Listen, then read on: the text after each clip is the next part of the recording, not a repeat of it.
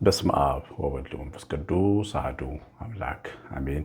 ቅዱስ እግዚአብሔር አምላካችን አቤቱ በሰማያት ያለ መልካም በጎ የሆንክ ለሁሉ የምትደርስ ሁሉን የምትሰማ የረድኤታችን አምላክ እግዚአብሔር አብ በጌታችን በአምላካችን በመድኃኒታችን በኢየሱስ ክርስቶስ ስም በእርሱ ባደረግከው ቸርነት እናመሰግንሃለን። ከመንፈስ ቅዱስ ጋር የጊዜ ስለሰጠንና ስለጠበቅከን ስለባረከን በሕይወታችን ስላረክልን በጎ ነገር ደግሞም ስላልሆነልን ስለሞላልን ደግሞም ስለጎደለው ስለ ሁሉም እናመሰግንሃለን። ጌታ ሆይ በቅዱስ ፈቃድ ስለምትመራን እናመሰግንሃለን።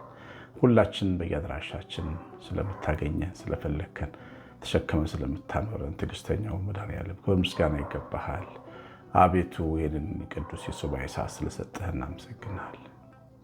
ተነግሮ ስለማያልቀው ቸርነት አባት ጳውሎስ እንዳለ ስለማይነገር ስጦታ ስም የተወደደ የተመሰገነ ይሁን።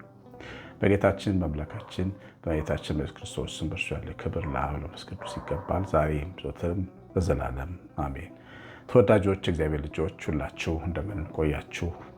እንዲህ ከረማችሁ? ሁሉን የሚችል አምላክ ምስጋና ይገባዋል። እንግዲህ ያው ሱባዔያችን ስለሆነ ለ7 ቀን ምስጋና እናደርጋለን። ዛሬ ሁለተኛ ቀናችን ነው። ምስጋና የምናደርግበት ለ7 ቀን አመስግነ ነው። ከዛ ርዕሶችን መርጠን በጋራ ሁላችን እንደሚያግባቡ ርዕሶች ላይ 7 ቀን እንጸልያለን። ቸርነት ምሕረቱ ብዙ የሆነ አባቶቻችን አምላክ ይክበር ይመስገን። የሁለተኛው ደረጃ አሁን ከዚህ ከምስጋናው ቀጥሎ ለታመሙ ሰዎች ነው የምንጸልየው።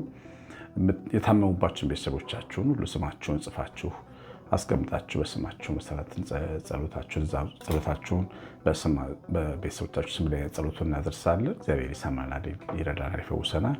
ቸርነቱ ብዙ ነው የአባቶቻችን አምላክ። አንዲት እህታችን ነበረች አምና በጸሎት ሰዓት እንደጸለየን ከፍተኛ የእግር ቁስል ነበራት። እንደውም ካንሰር ይሆናል ተብሎም ተፈርቶ ነበረ።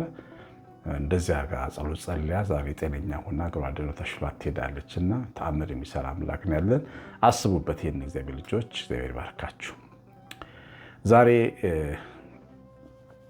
የምንማረው በቤታችን እግዚአብሔር ላዘዘን ከደጃችን ጀርባ መቀመጥ የሚል ርዕስ ነው። ኦሪት ዘጸአት መጽሐፍ ላይ ምዕራፍ 12 ላይ በቤታችሁ ጠቦትን ምረጡ ወስዳችሁም ለፋሲካ ረዱ። ቁጥር 21 ላይ በቤታችሁም ጠቦትን ምረጡ ወስዳችሁ ለፋሲካ ረዱት፣ ከሂሶጵ ቅጠልም ጭብጥ ውሰዱ፣ በዕቃ ውስጥ ባለው ደም ንከሩት፣ በዕቃውም ውስጥ ካለው ደም 2 መቃኖች ጉበኑን ደጅ እስኪነጋ ድረስ እርጩ። ከእናንተ አንድ ሰው ከቤት ውስጥ ደጅ እስኪነጋ ድረስ አይውጣ።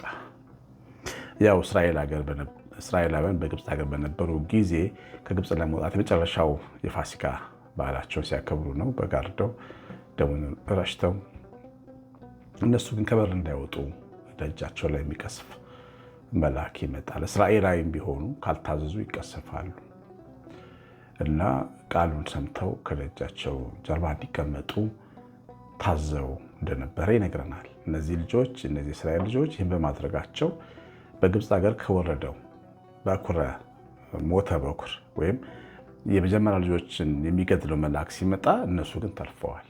እንደተባሉ በራቸውን ዘግተው ፋሲካቸውን በልተው ተቀምጠው ጠብቀውታል። ይሄ ምሳሌያዊ ነው ለአዲስ ኪዳን። የጌታን ሥጋ እንዳለም ተቀብሎ መጠበቅ ከሞት ያተርፋል።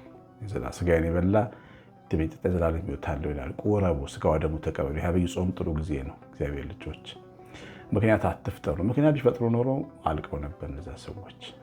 ዛሬ ግን ስለ ቁርባን አይደለም የምንማረው፣ ከደጁ ጀርባ መቀመጥ የሚለውን ሀሳብ ነው። ጠላት እንዲያጠቃን አለመፍቀድ፣ ሞት እንዲያጠቃን አለመፍቀድ። በተለይ በሕይወታችን ውስጥ ክፉዎች የሚያደርገን ፈተና ይገጥመናል። በቃ ክፉ ሰዎች የሚያደርገን ምቀኞች፣ በሰው ደስታ የማይደሰቱ፣ በሰው ስኬት የማይደሰቱ፣ የማይረኩ ሰዎች ሊያደርገን ታውቃላችሁ። ዓለም ይሞክራል። እኛ ውስጥ በጣም ብዙ አይነት ጥላቻ፣ ብዙ አይነት ክፋት አለው። አንዳንዶቻችን ያመናፍሰነዋል፣ መንፈሳዊ አድርገነዋል። የጠላነውን ሰው ዓለማዊ ስለሆነ የጠላሁት እንላለን። እስላም ስለሆነ ጴንጤ ስለሆነ የጠላሁት ልንል እንችላለን። ወይም ስለ ጉዳይ የጠላሁት አመናፍሰን ብቻ ግን የሆነ ነገራችን ጥላቻ ውስጥ ሆኖ እንደገና ደግሞ በሕይወታችን ተራራ መንገፋ ሰዎች አለን። የሆነ በቀላሉ ልናልፈው የሚገባውን መንገድ በገዛ መራር ባህሪያችን እንዘጋውና በቃ ተራራ እንገፋለን ማለት ነው። መቼ ነው የኔ ህይወት የሚቀየረው? የኔ ቤት የሚቀየረው መቼ ነው መስተካከለው የምንለው? በህይወታችን ውስጥ እግዚአብሔር የተናገረን ነገር ካለማድረግ ነው።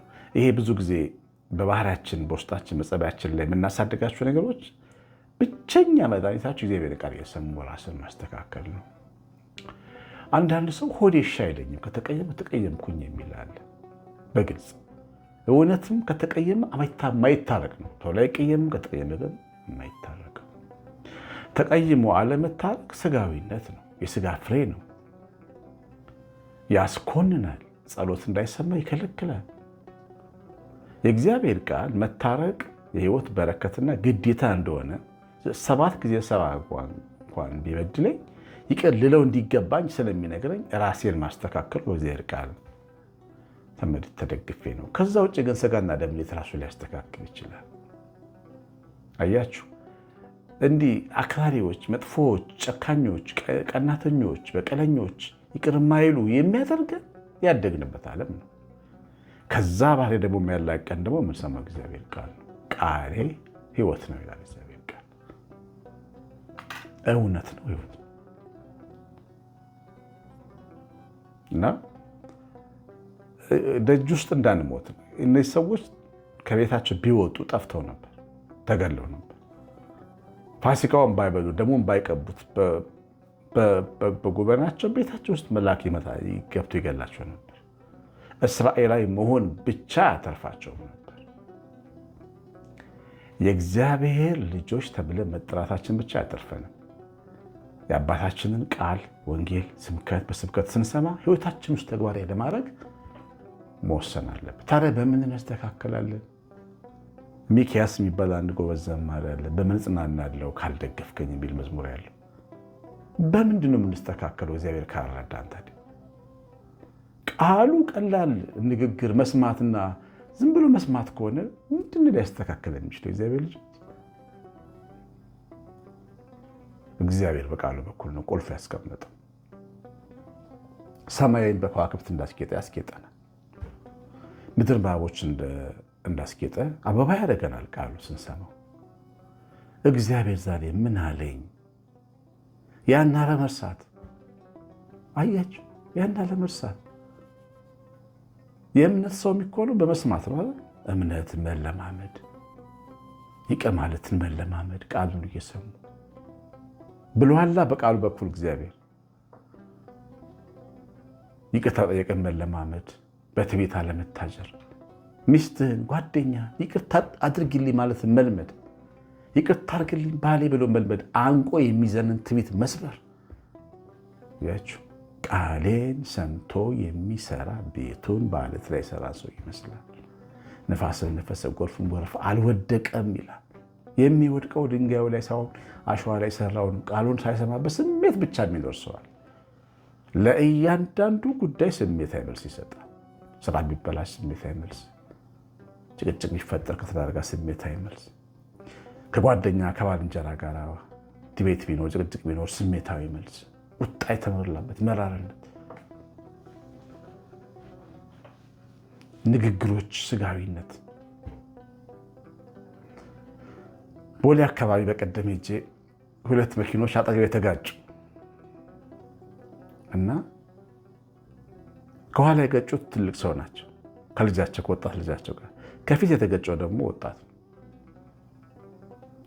ከኋላ የገጨ ሰው ሁሌ ጥፋተኛ ነው። በአዲስ አበባ በትራፊክ ሕግ አይ ቲንክ በየትኛውም ዓለም ነው። ምክንያቱም ቢያንስ 6 ሜትር ርቀት ላይ መሄድ አለበት።